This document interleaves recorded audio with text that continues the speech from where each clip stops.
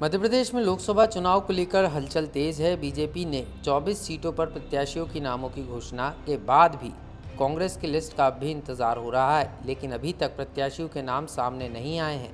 लेकिन इससे पहले ही संभावित दावेदारों ने इस चुनावी मैदान से किनारा करना शुरू कर दिया है, जो साफ तौर पर बता रहा है कि लोकसभा चुनाव के पहले एमपी में कांग्रेस की मुश्किलें कम होने का नाम नहीं ले रही हैं। एक तरफ जहां एमपी से पार्टी दिग्गज चेहरों को चुनावी मैदान में उतारने के लिए नाम फाइनल करने के लिए बैठकें कर रही है, तो दिग्गज नेता लगातार इनकार कर रहे हैं।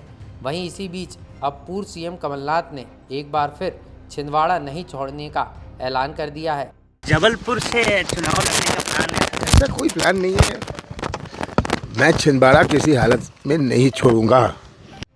वहीं कांग्रेस सांसद दिग्विजय सिंह भी चुनाव लड़ने से पहले ही इनकार कर चुके हैं। ऐसे में कांग्रेस के पास अब चुनावी मैदान में उतारने के लिए चेहरों की कमी देखी जा रही है, क्योंकि दिग्गज इनकार कर रहे हैं और जिन्हें पार्टी प्रत्याशी बनाने पर विचार कर रही है वे पार्टी ही छोड़ रहे हैं। हाल ही में इंदौर से पार्टी के विधायक रहे संजय शुक्ला ने पार्टी को अलविदा कह दिया। देपालपुर सीट से कांग्रेस से पूर्व विधायक विशाल पटेल भी पार्टी छोड़ चुके हैं। पूर्व पीसीसी चीफ सुरेश पचौरी, जिन्हें कांग्रेस होशंगाबाद लोकसभा सीट से प्रत्याशी बनाने की तैयारी में थी, उन्होंने भी पार्टी का दामन छोड़ दिया है और ये फहरिस्त लगातार बढ़ती हुई नजर आ रही है।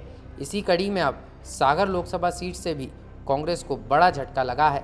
यहाँ से पार्टी के दावेदार माने जा रहे अरुणोदय चौबे ने भी पार्टी छोड़ दी है और बीजेपी का दामन थाम लिया है, जिसको लेकर अरुणोदय चौबे ने कहा कि मेरा तो सागर सीट से कांग्रेस की लिस्ट में नाम था, लेकिन मैंने तो इनकार कर दिया। मैं प्रधानमंत्री नरेंद्र मोदी की रीति नीति से प्रभावित होकर आज भाजपा ज्वाइन कर रहा हूं। क्या कहा अरुणोदय चौबे ने, आप भी सुनिए। मैंने कांग्रेस की सेवा करी। मैं जिला कांग्रेस कमेटी ग्रामीण का अध्यक्ष भी रहा। प्रदेश में सबसे पुराने उपाध्यक्ष में करीब 23 साल मैं रहा और विभिन्न जगह का पर्यवेक्षक बन के गया। मध्य प्रदेश के बाहर भी गया, गुजरात गया, दिल्ली गया, अनेक जगह में गया और ईमानदारी से मैंने सेवा करी पार्टी की। पार्टी ने भी मुझे बहुत सम्मान दिया।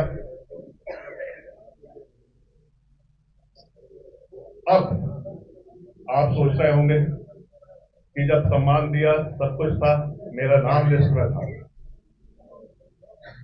मुझे भी सागर से टिकट दिया जा रहा था, पर हमारे प्रधानमंत्री, लोकप्रिय प्रधानमंत्री आदरणीय नरेंद्र मोदी जी के कार्यों से प्रभावित होकर जो जनहित के उन्होंने देश में कार्य किए हैं, उससे प्रभावित होकर मैं अपने आप को रोक नहीं पाया और मुझे ये लगता है कि जो असंभव काम थे, जो हमने कभी सोचा नहीं था, ये सब असंभव काम हमारे आदरणीय प्रधानमंत्री जी ने पूरे किए और कर रहे हैं। वहीं लगातार कांग्रेस के गिरते विकेटों से कांग्रेस के कैप्टन यानी जीतू पटवारी और कोच मल्लिकार्जुन खड़गे परेशान हैं, क्योंकि जिन नामों पर पार्टी विचार कर रही है वो प्रैक्टिस मैच के पहले ही मैदान छोड़ रहे हैं। ऐसे में अब कांग्रेस के सामने चुनौती ये है कि पहले अपने कुनबे को बचाया जाए, दूसरा किन्हें प्रत्याशी बनाया जाए। ऐसे में देखना होगा कि कांग्रेस लोकसभा चुनाव के पहले कैसे इस चुनौती से पार पाती है, क्योंकि कांग्रेस को डर ये भी है कि अगर किसी नेता को प्रत्याशी बना दिया और ऐन वक्त पर वो मैदान छोड़ गया तो फिर क्या होगा। यही कारण है कि एमपी की लोकसभा सीटों पर पार्टी नेतृत्व के लिए नाम फाइनल करना एक बड़ी चुनौती साबित होने वाला है। लोकमत के लिए भोपाल से आकाश सेन की रिपोर्ट।